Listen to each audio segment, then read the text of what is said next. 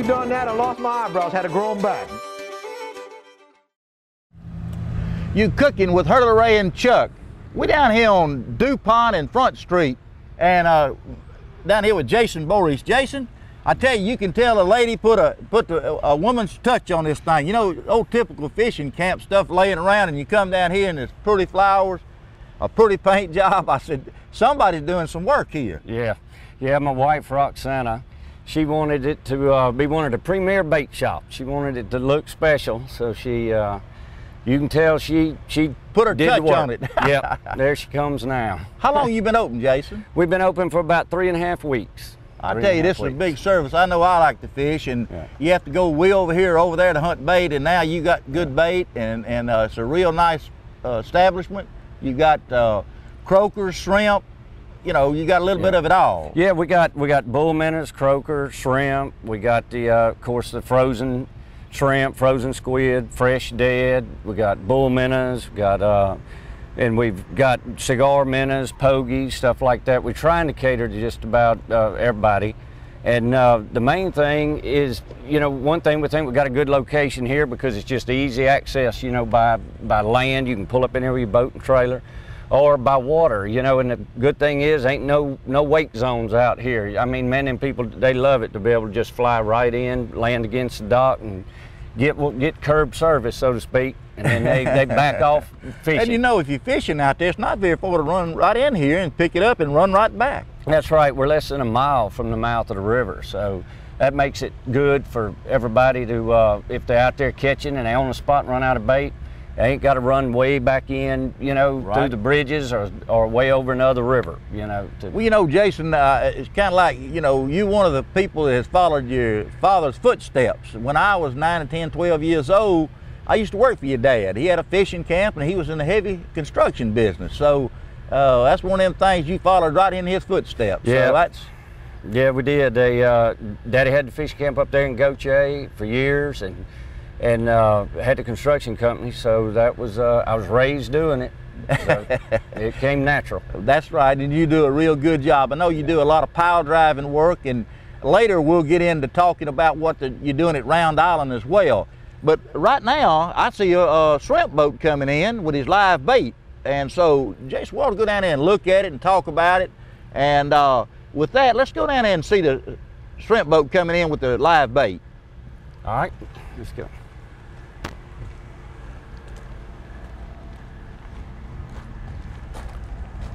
Jason, you know, tell us the difference. You know, when you're out on a shrimp boat and they pull for hours, and when they pick up the tail of the troll and they separate the shrimp, all the shrimp basically are dead. That's right. But live bait fishing, what do you pull a troll? 30 minutes or 20 minutes? Yeah, about 20 minutes. Just a little over 20 minutes. You get to pull the troll. That's to keep your catch from dying. And then we dump them into our picking tank. And then once you get in there, we set them up on our board and we separate them. And you put, you know, your good bait shrimp in one tank, and in this case here, we having to catch croaker, a lot of croaker. So we separate the croaker and the shrimp, and we try to keep them good and alive. You know, and that's a big thing about shrimp, and people don't understand about live bait shrimp. You know, it's how you take care of them to what you got when you get home in the next day, how many is living out of the deal. That's right. I mean, you got to handle them with kid gloves. You want to make sure you don't want to bruise them up. And you know, I was going to say something to the girls a while ago. Your daddy one time, he used to get on to me, he'd say, don't touch them shrimp. He'd take a net, and his big thing, he'd take a net and he would dip up and he'd say, that's 5. You know, he'd dip up, that's 10. And he wouldn't put his hand on them. Right. And he said, there's no use to getting a net full of shrimp, stand there and try to pick them out. You know, that kills them. So, like you said, you just about got to handle them with kid gloves. That's correct. And that's what we do. And then we keep them circulatory pumps going, and we keep them all in separate tanks, because that way, like if we dump in our picking tank and we happen to have some mud or some trash in it, well, then it doesn't get in with where you keep your shrimp. That's right. You know? That's right. And you know, the other thing about your live bait like this, we used to have to carry them so far. Well, here where you at, you shrimping, and in 30 minutes you dump in your tank. Yeah, that's a big advantage to us, because we have salt water. We're able to circulate salt water right out of the bottom of the river. Great. In 24 hours, and that really helps keep them alive once they hit the camp. And then we able to just like I say, the mouth of the river, less than a mile away, and we're shrimping, and then right back here quick. Used to back, my daddy had to carry them miles. It took 30 something minutes, 35, 40 minutes to run and slap back up the river. And that's when we was shrimping on the West River over there, not over here. That's correct. It was if you terrible. had to come over here, it'd be even worse. That's right. It'd double. Tell us about your deckhand and your captain here. Well, we got the best live bait captain, I'm telling you, in the whole business here on the Gulf Coast. So that's Captain Lynn Click and Red Taylor, Ricky Taylor. We call him Red. He's a deckhand. And I'm telling you, if there's a shrimp out there anywhere, he's going to find it before anybody. And, you know, and we was here just a few minutes ago, and I said I wish we'd have got it. Boat coming here and got 25, 30 croakers going out to catch speckled trout. They really catching a lot of speckled trout now around the islands and the grass beds and Round Island. But years ago, nobody fished with a croaker. Didn't even know to fish with a croaker. Now that's a premier bait. It is. It is. They say that the croaker eats the speckled trout eggs, and that's what it does. Is, you know, speckled trout can't stand them. so they go after them when they see them. I mean, that's what I hear. But okay. Well, if they'll go ahead and start scooping up us a bucket there, where we can kind of check out what they're doing. All right. Yeah. What y'all got now? This is jumbo live shrimp. They fish with these offshore right here a lot. You don't get very many of them. My goodness, look at this. Look at the size of them. Us boys going out for some snapper and different fish down there, the good live shrimp, and he separates them. Okay, Jason, let me let you dump them, and let's go on a break right now, and we're gonna follow him in here, and let's check out how he puts them in the tank, and let's look at the tanks, how he's got them separated. He's really, I don't want to call his kid gloves, because this is lady gloves he's taking care of these shrimp with. So we're going to look at his shop here, how nice it looks. It's colorful painted, decorated. It's really a treat to come down here and look at his fishing camp. So let's take a break. Take that basket. All right, Jason, I was just looking at these shrimp here. Boy, that's just right for speckled trout. Yeah. Turn around the other way. All right. This is a load of shrimp right here.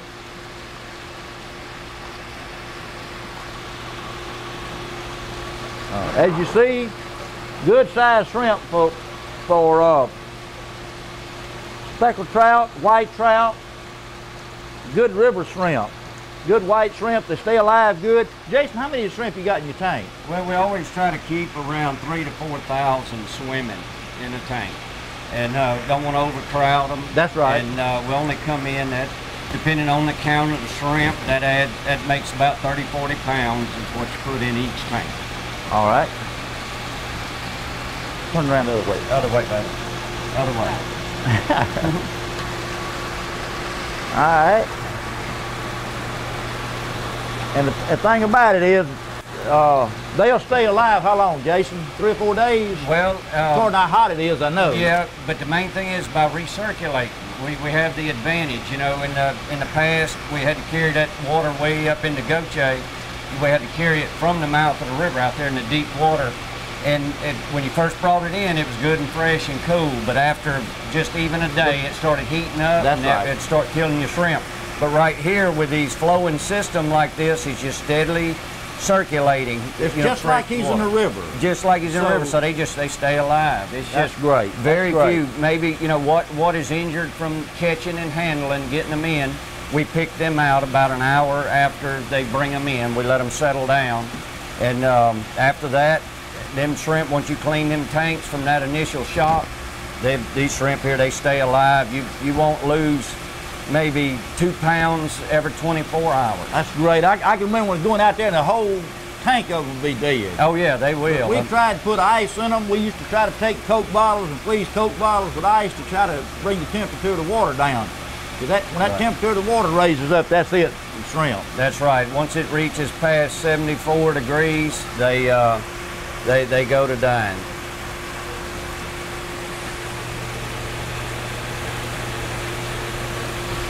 All right, well listen, the other tank over there, is that where you got your croakers? Yeah.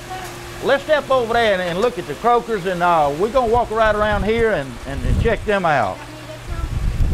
This is what Jason was talking about. The croakers eats the speckled trout eggs, so the speckled trout not only eats them because they're hungry, but they're mad at them. So, oh, that's some fine-sized croakers right there to fish with, too. It is. I can remember we used to talk about people in Florida was the first ones to use live croakers, and we never used them here, but now people enjoy fishing with croakers. Yep, that, and then we got our bull minnows right here. This is the bull minnows tank over here. He got it separated. So we got bull minnows, got big bull minnows, little bull minnows, got little pinfish in it. So when you come, you got a variety. You ask him what's he want, and you can size him, shrimp or croakers. Your bull minnows, if he wants big bull minnows, you can size them. Yeah, that's correct. And then we keep our jumbo shrimp down there in those tanks, and then we keep pinfish in the other tank. That's great. That's, you know, we never had this luxury of having this many things. You're lucky to have shrimp. Yeah, that's right. Well, the main thing is, you know, we're a bait shop. So we got to provide them with just about any bait, such as the dead cigar minnows, pogies, and squid, and frozen shrimp. So, you know, we got to get out there and cater to them. Well, Jason, y'all do a good job here.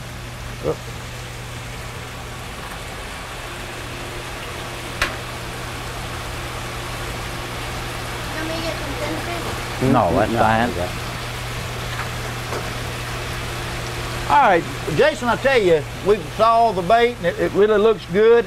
I want to go in there and check out your tackle. You got hooks, sinkers. You know, I've gone out here before and run out of hooks and have to go look somebody on the river to borrow hooks from. So now you right here, when they want some hooks or sinkers or new line, you got it available in here. We do. We'll take a look at it. All right, let's go. Okay.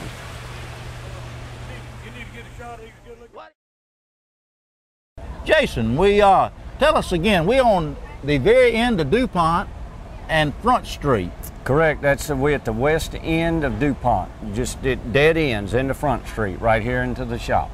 You know, and what's so good about this, and you said about it before, they can come in here and pull their boat and make a circle. They ain't got to back around. It's not a congested area.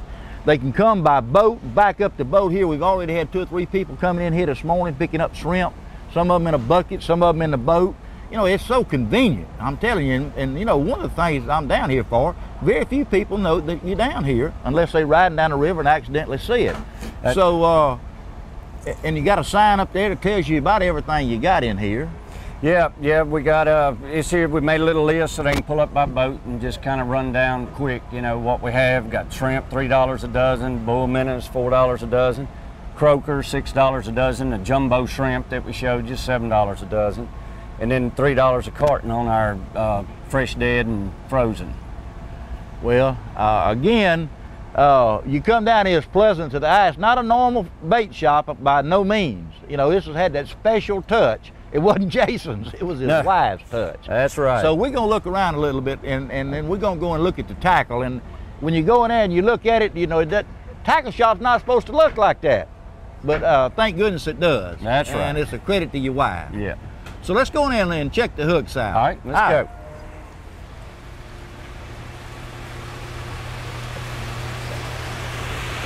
go. Jason, I'm standing here looking at a little Ziploc bag, and you know, if you wanted some croakers, fresh croakers that didn't make the live bait, you could tell you a day in advance, say, look, how about saving me some croakers and put them in a bag like this? They be froze, you can take them and they're fresh. That's right. Yeah, they got, we got our phone number out there listed, and we give away these little pamphlets with our phone numbers, and so people will call us and request one, see what we have, and then if they coming in and they would like to have something that's right now just being open, we've been trying to cater to them, and we're able to package up what they need so far. And we've been able to handle it. Jason, one of the things, you know, I used to do this years ago, my other life. But when you come in here and you get froze shrimp and you see how fresh they are, probably a day or 2 old, you know, I can remember when you used to get shrimp, they keep them 6 months. And you get out there and throw them out, and the first thing they do is spoil on you and this, that, and the other. But what y'all got here is all good fresh bait. It looks good. You can take that home and fry them, you know. You could eat them. They're quality enough to eat. That's right. Sure, and you got squid, pogies,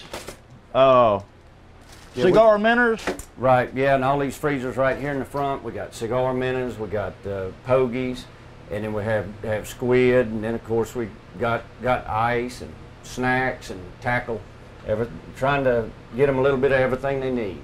We know, Jason, I said something earlier, you know, if you're gonna go fishing Saturday, come down here Friday evening and ask these ladies, you know, what are they biting? Where are they biting at? And a lot of times the fishermen come in here and get shrimp, we get croakers, and they say, you know, I'm fishing at Horn Island or Round Island, I'm out there on the causeway catching some fish. So they kind of get a feel of where people are fishing at. And so it might give you a jump start for Saturday morning if you know Friday evening that, hey, I need to go over there because that's where they're catching the fish. That's right, because we hear all stories, all kinds. Some the big one got away. Yeah, and but in general, yeah, we do. We know where they biting and where they heading. And so what kind of bait? And what kind of bait the people are using. All right, Jason, I really appreciate it. And again, you can look at all these decorations up here, and you know, you don't think you're at a bait shop. You know, it just looks so good, so clean, and so refreshing, I guess you might say. So if you're not doing anything during the day, come down here and stop by and talk to Jason or his wife and find out where the fish are biting or what kind of bait to anticipate for Saturday. That's right. All right, let's go out there and see what else we can look up, Jason, and by this we're going to go on a break and we'll be right back.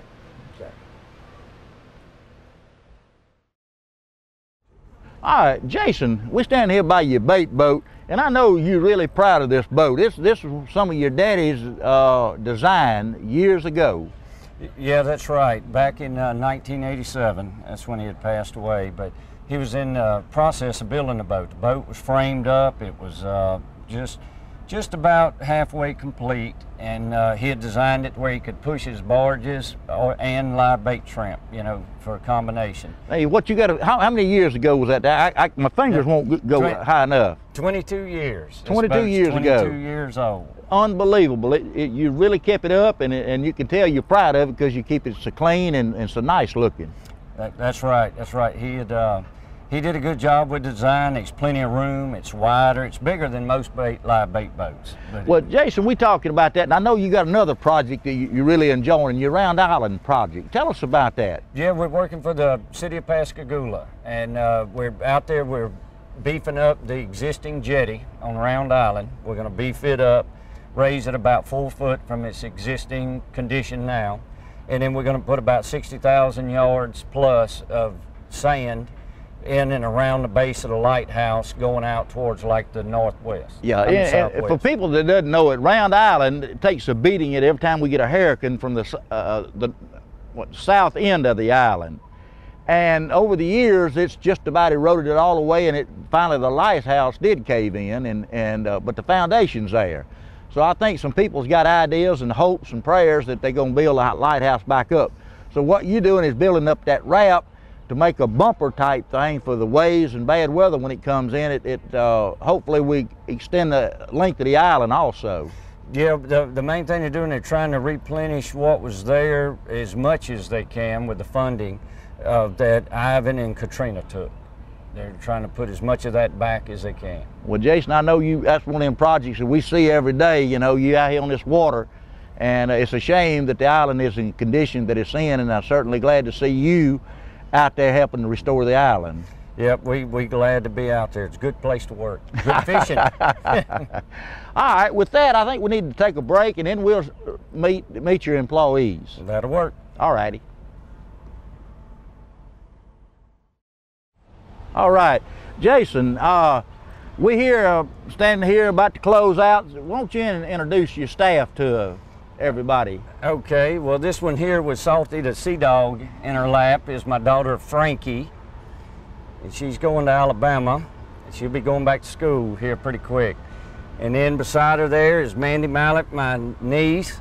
I don't believe I've ever called her Mandy Mallet yet. She just got married. And then my other daughter, Johnny, she goes to college at Georgia. She'll be leaving for that as well here pretty quick. And then last but not least, that's Roxana, my wife, the one responsible for everything you see. You know, one of the things, you look at all this color combination, you know, and you look over here and they got a nice bench with a flower bed and flower pots behind it. she has really done an outstanding job putting the color combinations together and just making a place just pleasant to be around. Yeah, she does. She wanted it to look Florida, like if you went down to Florida back in the 50s and 60s. She just wanted you to really have a nice place to come out and make it, you know, family friendly, to where you could come out and enjoy yourself. You know, Jason, you were saying that, I don't know whose idea it was, but they got carts in there over top of the shrimp, and instead of getting the shrimp used to swimming under the cart. So yeah, that was my wife's idea. She's got little lights, and we leave them running at night out there, so that way it's like a little night light for the shrimp. She says she trains them to be ready to swim under carts for you when you get them. All right. And like I said again, if you're going to go fishing Saturday, stop by down here Friday and check where the fish are biting, what they're biting, and you might get a jump start for Saturday. That's right. That's right. We'll be here. We here from 5 in the morning to 8 o'clock at night, 7 days a week.